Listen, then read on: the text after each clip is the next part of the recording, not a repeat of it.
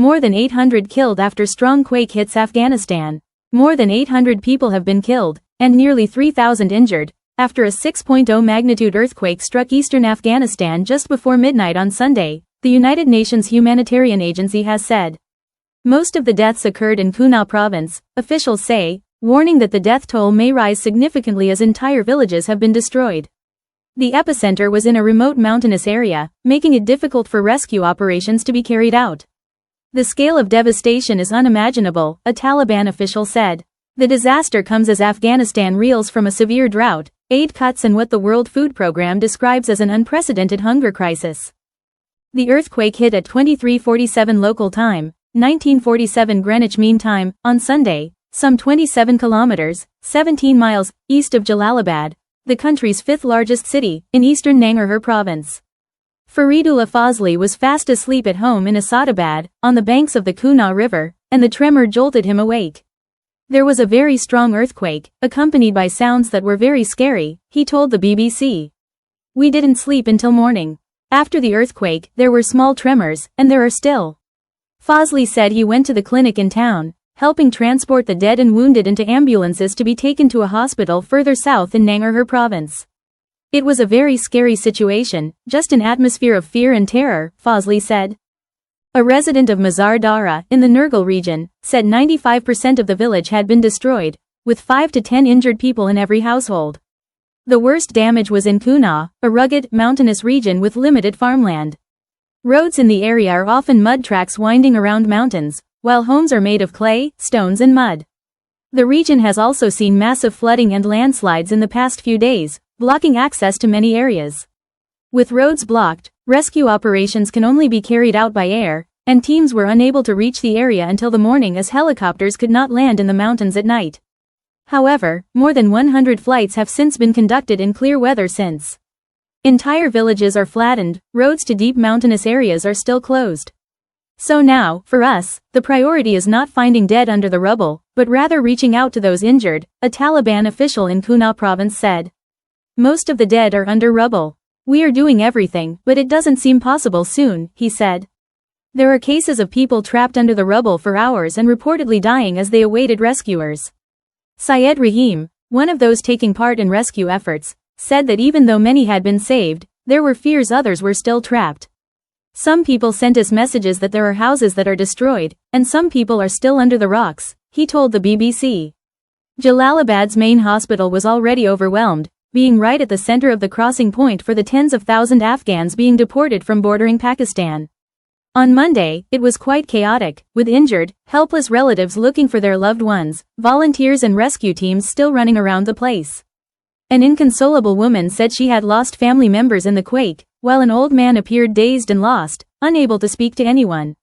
A doctor said around 460 victims had been brought in since the earthquake, 250 admitted, the others treated and discharged.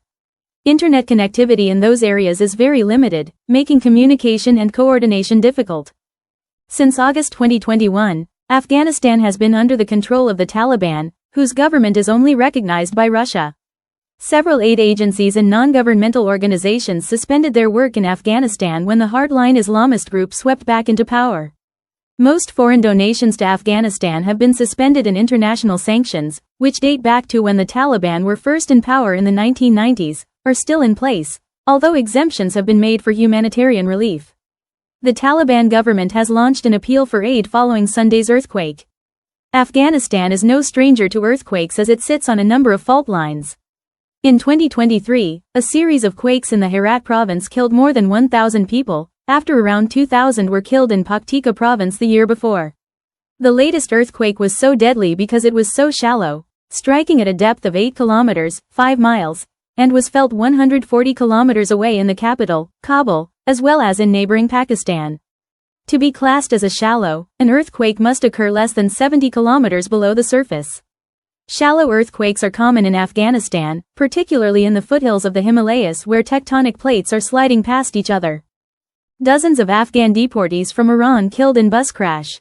A traffic accident in western Afghanistan has killed 79 people, including 17 children, most of whom were on a bus carrying Afghan migrants deported from Iran, a Taliban Interior Ministry spokesperson confirmed to the BBC. The bus, en route to Kabul, caught fire on Tuesday night after colliding with a truck and motorcycle in Herat province. Everyone aboard the bus was killed, as well as 2 people from the other vehicles. Ahmadullah Mataki, the Taliban's director of information and culture in Herat, told BBC Pashto earlier. In recent months, Iran has stepped up its deportations of undocumented Afghan migrants who have fled conflict in their homeland. All the passengers were migrants who had boarded the vehicle in Islam Kala, provincial governor spokesman Muhammad Yusuf Saidi told AFP, referring to a town near the Afghanistan-Iran border. Herat police said the accident happened because of the bus driver's excessive speed and negligence, AFP reported. Traffic accidents are common in Afghanistan, where roads have been damaged by decades of conflict and driving regulations are not strongly enforced. Since the 1970s, millions of Afghans have fled to Iran and Pakistan, with major waves during the Soviet invasion of Afghanistan in 1979 and following the Taliban's return to power in 2021. This has contributed to growing anti-Afghan sentiment in Iran, with refugees facing systemic discrimination. Iran had previously given a July deadline for undocumented Afghans to depart voluntarily. But since a brief war with Israel in June, Iranian authorities have forcibly returned hundreds of thousands of Afghans, alleging national security concerns, though critics say Tehran may simply be looking for scapegoats for its security failures against Israeli attacks. More than 1.5 million Afghans have left Iran since January, according to the UN Refugee Agency. Some had been in Iran for generations.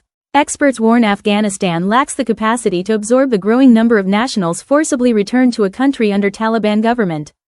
The country is already struggling with a large influx of returnees from Pakistan, which is also forcing hundreds of thousands of Afghans to leave. The return of so many people is creating an additional strain on already overstretched resources, and this new wave of refugees comes at a time when the Afghanistan is starting to feel the brutal impacts of aid cuts, said Arshad Malik, country director of Save the Children Afghanistan. UK secures £10 billion deal to supply Norway with warships. The UK has secured a £10 billion deal to supply the Norwegian Navy with at least 5 new warships. The agreement to provide Type 26 frigates will be the UK's biggest ever warship export deal by value, the Ministry of Defence, MOD, said, while Norway said it would be its largest defence capability investment to date. The government said the deal would support 4,000 UK jobs, well into the 2030s, including more than 2,000 at Base Systems Glasgow shipyards where the frigates will be built. UK Prime Minister Sir Keir Starmer said the agreement would drive growth and protect national security for working people. This success is testament to the thousands of people across the country who are not just delivering this next-generation capabilities for our armed forces but also national security for the UK, our Norwegian partners and NATO for years to come, he added. The deal is also expected to support more than 400 British businesses, including 103 in Scotland, the MOD said. Speaking to the BBC, Defence Minister Luke Pollard called it the biggest British warship deal in history, and a huge vote of confidence in British workers and the British defence industry.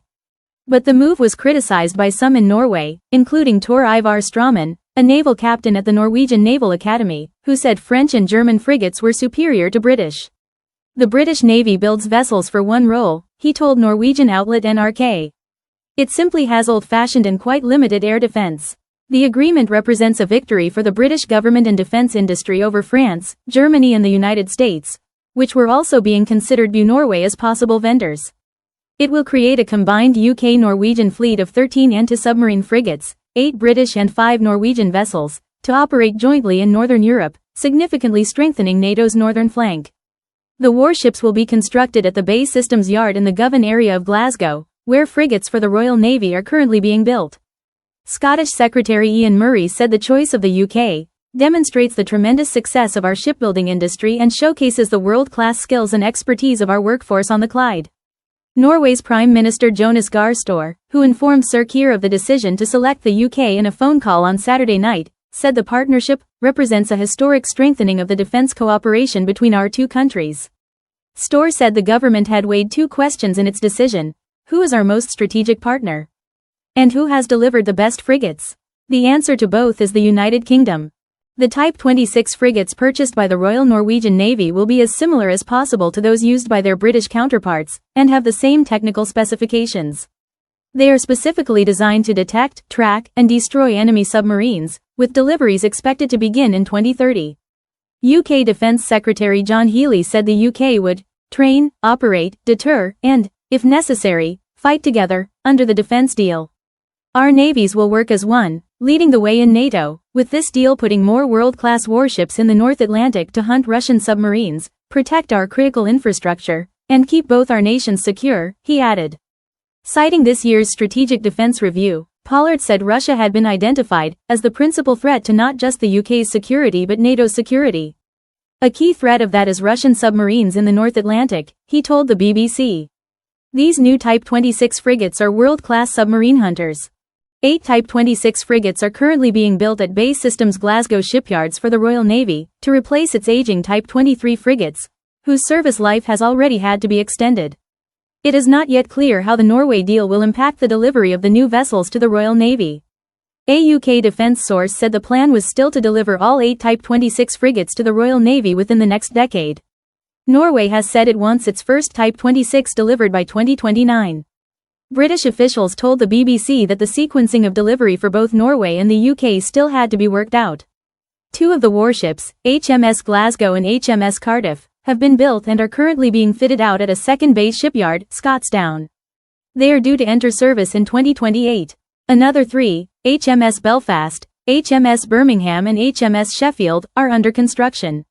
BAE has also licensed the Type 26 design to Canada and is building the warships in Australia under contract. As part of a £300 million modernisation at BAE Systems, a new shipbuilding hall, dubbed the Frigate Factory, was opened earlier this year. The Janet Harvey Hall, named after a pioneering female electrician, is large enough for 2 frigates to be built simultaneously. The Royal Navy is also buying 5 new Type 31 general-purpose frigates, which are being built at Rosyth. China's navy is expanding at breakneck speed, and catching up with the US. Socialism is good, a pensioner warbles into a portable karaoke mic, slightly off-key and drowned out by her friends' chatter. But they join her for the chorus. The Communist Party guides China on the path to power and wealth. It is not the catchiest karaoke number, but it is an apt one to belt out as they look towards a horizon framed by cranes towering over ships of all sizes. Suoyuan Park in Dalian, which juts out of northeastern China into the Yellow Sea, has stunning views of one of China's largest shipyards, and is a place to gather and be merry. But to White House analysts thousands of miles away in Washington, this cradle of Chinese shipbuilding is part of a growing threat. In the last 2 decades, China has ramped up investment in shipbuilding. And that has paid off. More than 60% of the world's orders this year have gone to Chinese shipyards. Put simply, China is building more ships than any other country because it can do it faster than anyone else.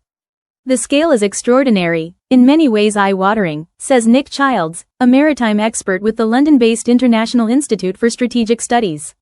The Chinese shipbuilding capacity is something like 200 times overall that of the United States.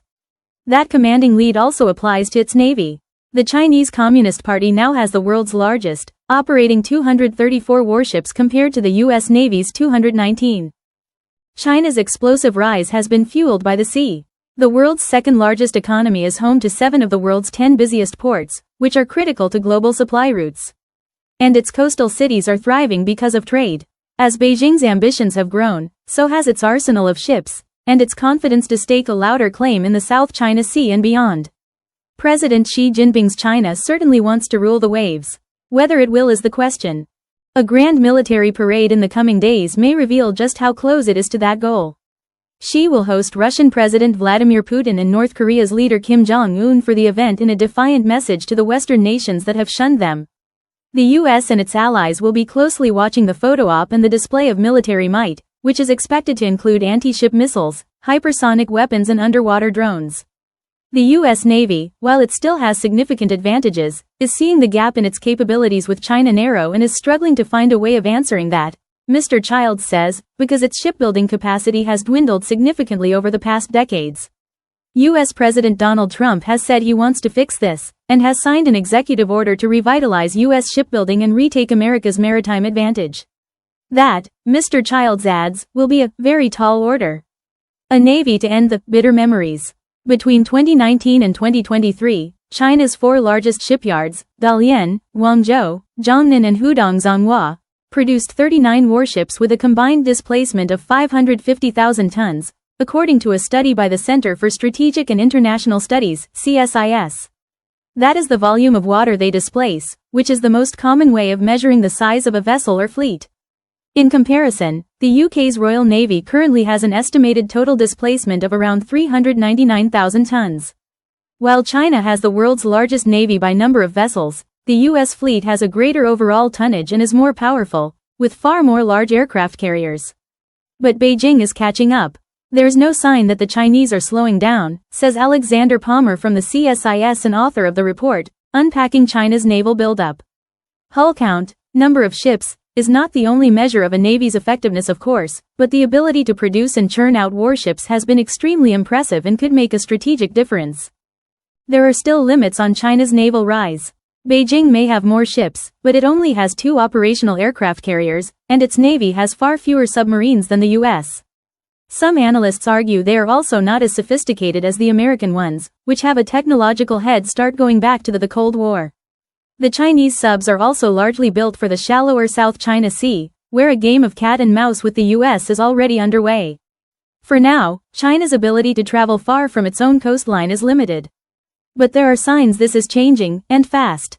Satellite imagery obtained by BBC Verify from Hainan, a Chinese island province in the South China Sea, suggests Beijing is pouring significant funding into expanding its naval bases. The base at Yulin has 5 new piers which appear to have been constructed in the last 5 years. It is thought China plans to base all of its largest submarines, the Jin class, or Type 094, in this port. These new subs can carry 12 nuclear missiles each.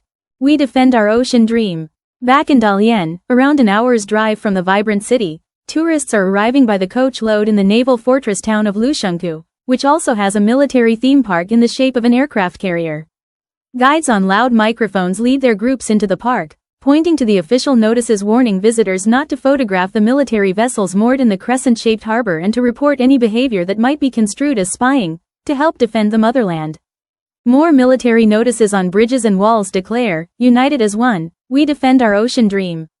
China has fostered pride in its shipbuilding prowess, especially here in Dalian.